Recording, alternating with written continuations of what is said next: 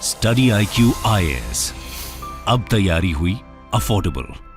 नमस्कार दोस्तों अफ्रीका के एक देश के अंदर एक बड़ा डेवलपमेंट हुआ है। मैं आपको आगे बताऊंगा इसके बारे में, लेकिन जिसकी वजह से इंडियन एम्बेसी को यहां पर एक ट्वीट करना पड़ा, वार्निंग देनी पड़ी कि जितने भी भारतीय हैं वो इस समय अपने घर के अंदर ही रहें। बेसिकली अगर आप देखोगे ये मैप में, ये अफ्रीका का मैप है और ये आपको नॉर्थ अफ्रीका और ईस्टर्न साइड में ये देश देखने को मिलेगा, सूडान। आपको पता ही होगा कि 2011 में ये जो पूरा कंट्री था ये डिवाइड हो गया था और नीचे वाला पार्ट है साउथ सूडान और ऊपर वाला है सूडान। तो हम बात कर रहे हैं सूडान के अंदर, जो इसकी कैपिटल है खार्तूम। खार्तूम में बेसिकली क्या हुआ है कि आज सुबह से बहुत सारा वायलेंस देखने को मिल रहा है, क्लैश देखने को मिल रहा है। अब आप लोग सोच रहे होंगे कि ये वायलेंस किसके बीच में हुआ है।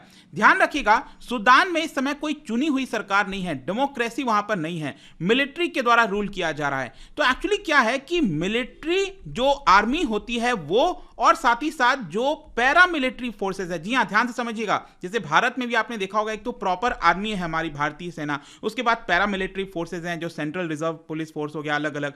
तो यहां पर क्या हुआ है कि सूडान में जो आर्मी है और जो पैरा मिलिट्री फोर्स है, दोनों के बीच में यहां पर क्लैश हो गया है पावर को लेकर। और यह आप देख पाओगे, paramilitaries seize presidential palace, army chief residence amid clash with army. तो इसको डिटेल से जानेंगे कि एग्जैक्टली हो क्या रहा है, वहां पर मामला क्या है, वो सारी चीजें मैं आपको समझाऊंगा। चलिए आगे बढ़ते हैं, लेकिन उससे पहले ध्यान रखिएगा, अगर आप यूपीएससी 2024 की तैयारी कर रहे हो दोस्तों, लेट मी टेल यू, ये एक बढ़िया बैच आपको मिलेगा स्टडी IQ के द्वारा, क्योंकि इसके अंदर आपको ऑनलाइन जो प्रीलिम्स से लेकर इंटरव्यू तक का पूरा प्रिपरेशन वो तो करा ही जाएगा, लेकिन खास बात इसमें यह है कि जितने भी बच्चे 2024 का प्रीलिम्स क्रैक करेंगे उनको फ्री ऑफ कॉस्ट में दिल्ली के स्टडी IQ हेडक्वार्टर बुलाया जाएगा। यहां पर रहने की सुविधा, खाने की सुविधा, यहां पर मेंस का जो प्रिपरेशन होता है प्रीलिम्स क्रैक करने के बाद, वो फ्री ऑफ कॉस्ट में आपको मिलेगा। तो जल्दी से हमारे वेबसाइट ऐप पर जाइए या फिर कमेंट सेक्शन में इसका लिंक दिया है, वहां पर जाकर यूज करिए code Ankit live to get maximum discount. और इसके साथ साथ 2025 की जो लोग तैयारी कर रहे हैं ये बैच ज्वाइन कर सकते हैं, या फिर अगर आप ऑप्शनल की तैयारी कर रहे हो, EPFO का बैच हो, कोई भी चीज आपको तैयारी करनी है, just use the code Ankit live ताकि आपको एक्स्ट्रा डिस्काउंट मिल जाए उस पर्टिकुलर बैचेस में। और इसके अलावा अगर आप MCQs अटेम्प्ट करना चाहते हैं तो मेरे इंस्टा पेज पर जा सकते हैं, वहां पर स्टोरीज में जितने भी MCQs हैं उसको आप अटेम्प्ट कर पाएंगे।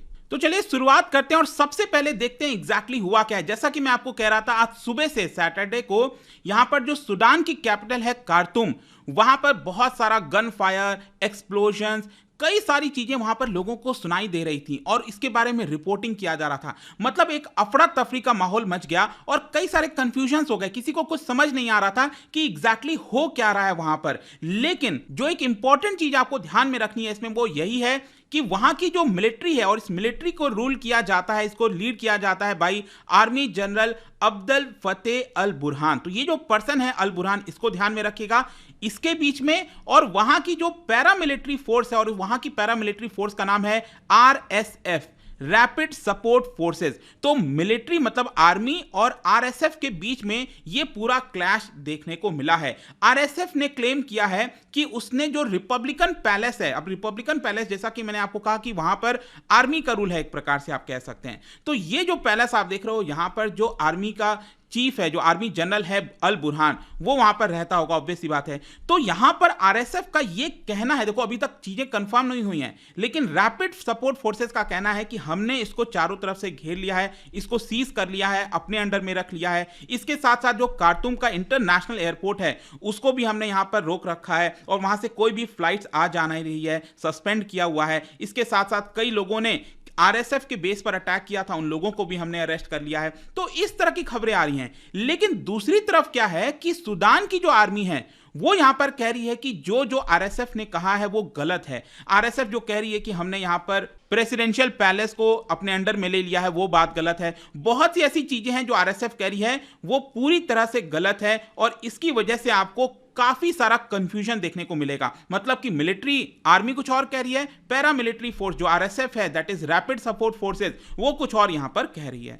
और मैं आपको यहां पर पिक्चर भी दिखा देता हूं दोनों का। ये है आपकी आर्मी, ठीक है। तो इनके जो आर्मी जनरल हैं वो है आपका अल बुरहान, ठीक है, अल बुरहान, ये आपको ध्यान रखना है, ये आर्मी की तरफ से हैं। और ये जो दूसरे पर्सन आप देख रहे हो ये RSF की तरफ से, पैरामिलिट्री फोर्स, और इनका नाम है बेसिकली हमदान डागलो। तो ये डागलो हैं and he is all Burhan. तो यहां पर क्या है ना कि दोनों आपस में अटैक को लेकर एक्विजिशंस लगा रहे हैं। सूडान की आर्मी ने आरोप लगाया है आरएसएफ के ऊपर कि यहां पर वो जानबूझकर अटैक करने की कोशिश कर रहे हैं अलग अलग जगहों पर। यहां पर जो क्लैशेस हैं वो कई जगह देखने को मिला है, ऐसा आर्मी का कहना था, जो कि इसकी रिस्पॉन्सिबिलिटी आरएसएफ के ऊपर ठहराई है। आरएसएफ ने एक्चुअली ये क्लेम किया कि सबसे पहले हमें आर्मी के द्वारा अटैक किया गया है। आरएसएफ का जो बेस था वहां पर आर्मी ने हमारे ऊपर अटैक किया कई सारे लाइट और हेवी आर्म से, जिसकी वजह से हमें यहां पर रिटेलिएट करना पड़ गया। और इनफैक्ट मैं आपको बताऊं तो आर्मी की जो स्पोक्स पर्सन है सूडान के अंदर, उन्होंने यहां पर एक टेलीविजन पर आकर ये सारी चीजें बोली हैं।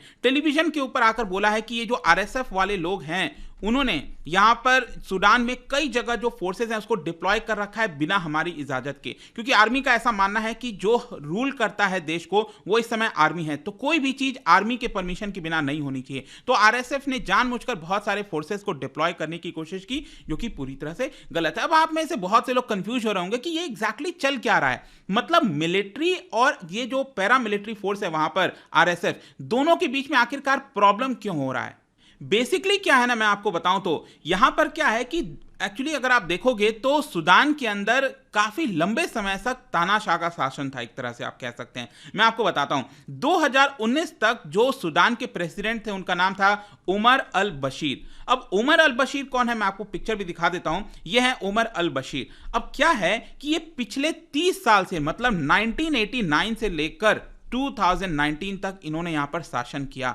और बेसिकली ऑब्वियस सी बात है कि इस तरह के बहुत से देश आपको अफ्रीका के अंदर देखने को मिलेंगे। तो क्या होता है कि 2019 के पहले जो है बहुत ज्यादा प्रोटेस्ट होता है, वहां पर अपराइजिंग होती है, बहुत ही पॉपुलर अपराइजिंग हुआ था सूडान में, जिसको लेकर फाइनली ये जो प्रेसिडेंट थे उमर अल बशीर, इनको यहां पर हटा दिया गया था। वैसे जो वेस्टर्न कंट्रीज हैं उन्होंने भी यहां पर इनको लेकर जो है सैंक्शंस वगैरह लगाया था। काफी जो पैसा आता था पहले वेस्टर्न कंट्री से सूडान में, वो भी आना बंद हो गया था। तो पिछले 3 दशक तक, 2019 तक अगर आप देखोगे तो इन्हीं का शासन चल रहा था। फिर 2019 में एक एग्रीमेंट होता है, अगस्त 2019 में एग्रीमेंट होता है। और एग्रीमेंट किसके बीच में होता है, जो मिलिट्री है और जो वहां पर कुछ लोग थे, जो सिविलियन पार्टीज थी, पॉलिटिकल पार्टीज थी, जो चाहती थी कि डेमोक्रेसी आए। तो ये पार्टीज क्या कर रही थी, फिर उन्होंने यहां पर कुछ ऑफिशियल्स को अपॉइंट कर दिया और वो ऑफिशियल्स मिलिट्री के साथ मिलकर यहां पर रूल करने लग गए। और यह कहा गया कि 2023 तक, मतलब अभी जो समय चल रहा है 2023 तक, इस समय तक ये पूरा सिस्टम चलेगा।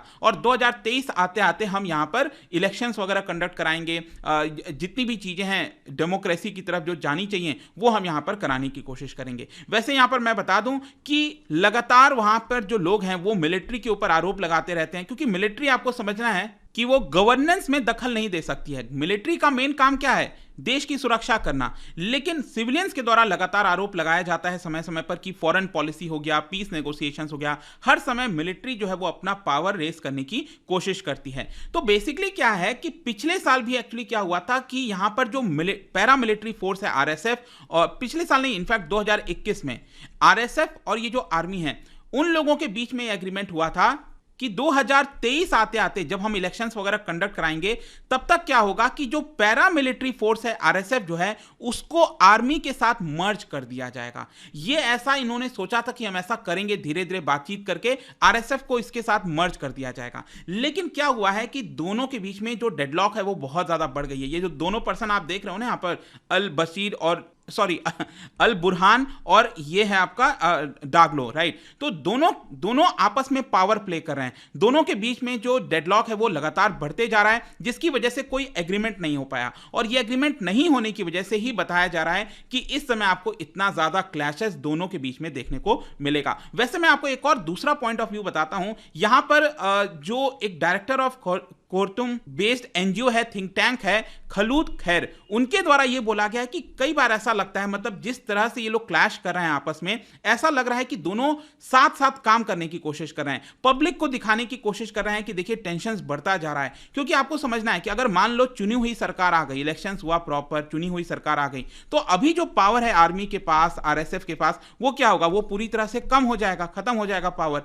तो यहां पर क्या है कि ये लोग चाहते नहीं कि उनका पावर कम हो, और इसी की वजह जैसे वो जानबूझकर दोनों साथ मिलकर ये वायलेंस करने की कोशिश कर रहे हैं, ठीक है, ताकि यहां पर नेगोशिएशंस हो और आर्मी को भी पूरा पावर मिल सके, डेमोक्रेसी भी दिखाई जा सके कि देश में डेमोक्रेसी है और बताया जा सके कि इनके पास भी यहां पर पावर है। तो अब क्या सच है क्या झूठ है नहीं पता, लेकिन जितनी चीजें थी वो मैंने आपको बता दिया। और इसी को देखते हुए जो आज क्लैश हुआ है, जो हमारी एम्बेसी आप देख सकते हो इंडिया एंड सूडान, उन्होंने यहां पर नोटिस जारी किया है सभी इंडियंस को जो सूडान के अंदर हैं, और उन्होंने कहा है कि जिस तरह के फायरिंग क्लैशेस देखने को मिले हैं आज सुबह से, इसकी वजह से हम यहां पर एडवाइस करते हैं कि जितने भी इंडियंस हैं सूडान में वो अटमोस्ट प्रिकॉशंस लेकर रहें, अपने घरों में रहें, इंडोर्स रहें और काम रखें। जो भी नया अपडेट होगा इसको लेकर हम यहां पर आपको दे देंगे। उसी के साथ साथ यूएस का भी इंपॉर्टेंट रोल है। आप देख सकते हो कि यूएस के जो एम्बेसडर हैं वो सूडान कल ही पहुंचे थे, कल देर रात को ही पहुंचे थे, और उन्होंने कहा कि मैं इस समय शेल्टर ले रखा हूं एम्बेसी के अंदर टीम के साथ, और यहां पर हम कॉल करते हैं कि जो मिलिट्री लीडर्स हैं, जो भी वायलेंस हो रहा है, फाइट कर रहे हैं, उसको तुरंत रोकें। तो देखना होगा कब तक होता है, क्या होता है, बट आई होप कि जो मामला था वो आपको अच्छे से समझ में आ गया होगा। जाने से पहले एक इंटरेस्टिंग क्वेश्चन देखो, अफ्रीका से रिलेटेड 2 स्टेटमेंट यहां पर दिया है, बताना है आपको कौन सा करेक्ट है। इसका राइट आंसर आप सबको पता है, मेरे इंस्टाग्राम पर तो मिलेगा ही, वहां पर अगर आप नहीं हो कोई बात नहीं, टेलीग्राम से भी ले सकते हैं इसका सही उत्तर। मैं कई सारे जो एमसीक्यूज हैं वो यहां पर स्टोरीज में डालता रहता हूं। बाकी अगर आपको पीडीएफ चाहिए तो टेलीग्राम पर आइए, अलग अलग सोशल मीडिया पर आप जुड़ पाओगे। और जैसा मैंने बताया था, यूपीएससी की अगर आप तैयारी कर रहे हो, just use the code Ankit live to get maximum discount. And I hope कि वीडियो आपको पसंद आया होगा। मिलता हूं आपसे next time. Till then, thank you very much, see you soon. Study IQ IAS, अब तैयारी हुई अफोर्डेबल।